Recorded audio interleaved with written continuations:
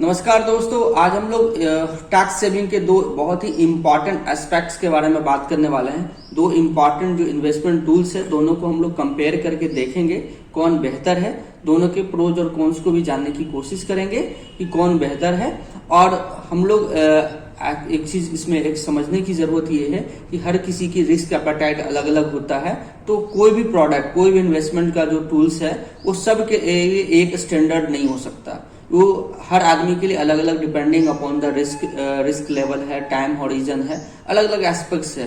उसके बाद हम लोग तय करते हैं कि कौन सा मेरे लिए बेहतर है। तो हम लोग बात करते हैं पब्लिक प्रोविडेंट फंड की। इंडिया में पब्लिक प्रोविडेंट फंड जो है 1968 में शुरू किया गया। इसका उद्देश्य था कि लोगों में स्मॉल सेविंग्स को प्रमोट करने की एक सरकार की कोशिश थी।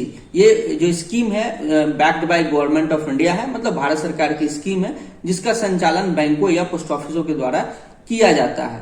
इस पे अभी ब्याज की दर जो है 7.1% है और मैक्सिमम सेविंग आप जो इन्वेस्ट कर सकते हैं वो 1.5 लाख है। मतलब एक साल में आप 1.5 लाख रुपए तक का इन्वेस्ट इसमें कर सकते हैं।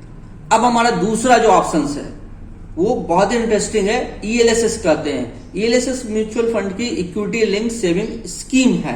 तो हम लोग समझने की कोशिश करते हैं ईएलएसएस होता क्या है। इस ईएलएसएस के बारे में हम लोग जब जानने की कोशिश करेंगे तो ईएलएसएस भी म्यूचुअल फंड की टैक्स बचाने की वैसी स्कीम है जिसमें आपका जो पैसा है वो 3 साल के लिए लॉक इन रहता है और 3 साल के बाद आप अपने पैसे को रिडीम कर सकते हैं। वहां वर्ड यूज हो रहा था मैच्योरिटी होता है, यहाँ पे रिडीम होता है। मतलब ये हुआ कि म्यूचुअल फंड में आप जब पैसा इन्वेस्ट करते हो तो यहाँ कैपिटल गेन बेनिफिट होता है, वहां पे हमारा क्या होता है गारंटीड रिटर्न मतलब इंटरेस्ट होता है। तो हम दोनों को कंपेयर करके देखेंगे कि हमारा कौन बेहतर है। अभी से हम 15 साल पीछे जाके देखेंगे, मतलब अभी हमारा हो 2022 से, तो 2007 में अगर हम पैसा इन्वेस्ट करते आ रहे हैं पीपीएफ में और वही पैसा हम अगर इन्वेस्ट कर रहे हैं इसमें हमारा ईएलएसएस में, तो कौन बेहतर है आप खुद जज करोगे और आप खुद तय करके आओगे कि हमारा कौन सा स्कीम बेहतर है। मैं एक चीज और क्लियर कर दूं, जैसा कि मैंने स्टार्टिंग में ही बताया, हर किसी का रिस्क एपेटाइट लेवल अलग अलग होता है। आप अपने रिस्क एपेटाइट के मुताबिक ही कोई भी प्रोडक्ट चूज करें। तो दोस्तों पहले हम लोग फीचर्स पे दोनों का डिफरेंस समझने की कोशिश करते हैं कि दोनों में फीचर्स में क्या अंतर है। तो सबसे पहले हमारा आता है कि रिस्क क्या है दोनों के इन्वेस्टमेंट ऑप्शंस में। तो मैंने जैसा कि पहले बताया पीपीएफ में हमारा क्या है, backed by government of India है, तो 100% सेफ है, यहाँ पे कोई रिस्क नहीं है। अब हमारा ईएलएसएस में आते हैं, तो ये मैंने पहले ही बताया कि एक म्यूचुअल फंड की इक्विटी फंड है। तो जैसा कि इक्विटी है तो इक्विटी में क्या होता है, हमेशा जो ये मार्केट रिस्क के साथ एसोसिएटेड होता है। मतलब क्या है कि जो आपका जो भी इन्वेस्टमेंट है वो फ्लक्चुएट करेगा। ठीक है। अब हमारा आता है कि हम कितना रिटर्न एक्सपेक्ट करते हैं, क्या रिटर्न हमको आएगा। तो इसका जो रिटर्न है वो गवर्नमेंट ऑफ इंडिया के द्वारा हर 3 महीने पे तय किया जाता है। अभी जो इसका करेंट रेट है 7.1 है, जबकि ईएलएसएस का जो है ये मार्केट लिंक प्रोडक्ट है, तो रिटर्न जो है वैरी करता है। ये मैं क्लियर कर दूं, ये गारंटीड रिटर्न प्रोडक्ट नहीं है। इसमें जो रिटर्न है डिपेंड करता है मार्केट के फ्लक्चुएशंस पे, लेकिन एक over a period of time, long period के लिए ये हमेशा एक अच्छा रिटर्न देता है। और देखा गया है कि 12 से 15% का रिटर्न आपको 3 से 5 साल के लिए पीरियड में मिल जाता है। टैक्स स्टेटस क्या है दोनों का, तो दोनों के दोनों ये हमारा जो है ये ईईटी में आता है, एग्जाम टैक्स आता है। जो पीपीएफ है वो 100% टैक्स फ्री है, जो आपको रिटर्न मिलता है वो 100% टैक्स फ्री मिलता है। इसमें थोड़ा सा क्लॉक है, इस क्लॉक को हम लोग समझते हैं।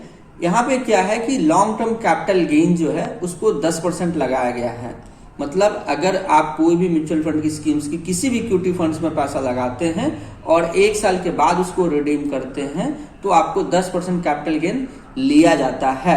लेकिन अगर 1 साल में अर्जित कैपिटल गेन आपका 1 लाख से कम है तो आपको 1 रुपया भी टैक्स का भुगतान नहीं करना चाहता। तो एक साधारण आदमी के लिए 1 लाख इन 1 ईयर इनफ। अब हमारा लॉक इन पीरियड क्या है, तो पीपीएफ का लॉक इन पीरियड हमारा 15 ईयर्स का है। 5 साल के बाद आपको विड्रॉल की फैसिलिटी अलाउड है, पार्शियल विड्रॉल आप कर सकते हैं। जबकि एलएसएस में क्या है, लॉक इन अवधि सिर्फ 3 साल की है, लेकिन इसमें पार्शियल विड्रॉल की फैसिलिटी ड्यूरिंग द 3 इयर्स बिल्कुल भी नहीं है। मतलब क्या है कि आपको एलएसएस में पैसा इन्वेस्ट करना है तो 3 साल से पहले आप किसी भी कंडीशन में पैसा निकाल नहीं सकते हैं। अब हमारा आता है टाइम लिमिट कितना है, कितने दिनों के लिए इन्वेस्ट करना है। तो मैंने स्टार्ट में ही बताया कि आप पीपीएफ का मैच्योरिटी पीरियड 15 साल है, तो आप 15 साल के लिए इन्वेस्ट कर सकते हैं। आप चाहें तो इसे 5 साल के लिए एक्सटेंड कर सकते हैं। तो मतलब 15 साल के लिए मैच्योरिटी है, आप चाहें तो एक बार यूज कर सकते हैं, 5 इयर्स का एक्सटेंशन ले सकते हैं। ईएलएसएस में क्या है, 3 साल ओनली, उसके बाद आपको कोई भी तरह का 3 साल के बाद आप फ्री हैं, कभी भी आप इस पैसा को रिडीम कर सकते हैं। कितना इन्वेस्ट कर सकते हैं, मैक्सिमम सीमा क्या है, तो मैंने स्टार्ट में ही बताया पीपीएफ में आप 1.5 लाख से ज्यादा एक साल में इन्वेस्ट नहीं कर सकते। एज ऑफ नाउ, आज के समय में आप 1.5 लाख से ज्यादा एक वित्तीय वर्ष में इन्वेस्ट नहीं कर सकते।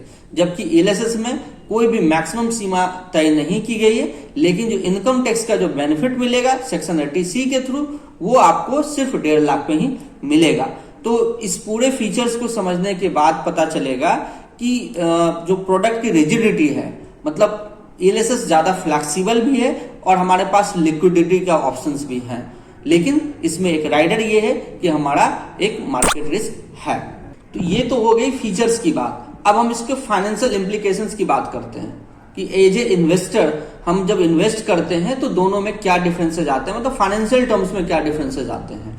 मैंने आपको सहूलियत के लिए, ऐसा म्यूचुअल फंड में हर स्कीम्स का अपना अपना अलग अलग रिटर्न का रहा है, जो भी मैं डाटा बता रहा हूँ ये हिस्टोरिकल डाटा है, ये मैं इसकी गारंटी नहीं लेता कि आगे भी ऐसा रिटर्न आएगा, लेकिन हिस्टोरिकली ऐसा रिटर्न आया है 10 साल में भी, 20 ईयर्स में भी, और उम्मीद किया जाता है आगे भी आएगा।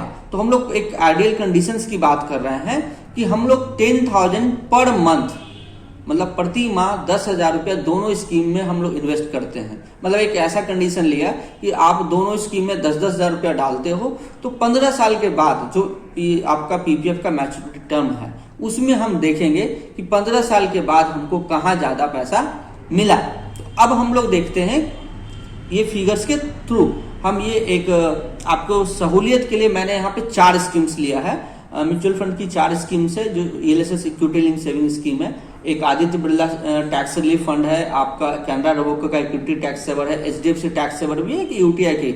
मतलब मैंने कोशिश किया है कि 4 फंड्स को लिए, 4 फंड्स के साथ कंपेयर करूं आपका।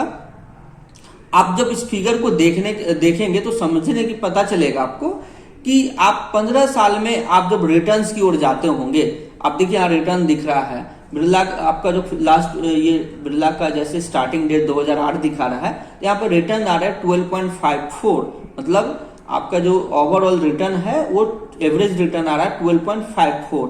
जबकि कैनरा रोबोका का जो स्टार्टिंग ईयर है 2009 है, उसका रिटर्न आ रहा है 15.57। हमारा one of the famous fund HDFC tax saver है, उसका रिटर्न आ रहा है 12%। और यूटीआई का लॉन्ग टर्म इक्विटी फंड जो टैक्स सेविंग फंड है, उसका रिटर्न आ रहा है 12.48।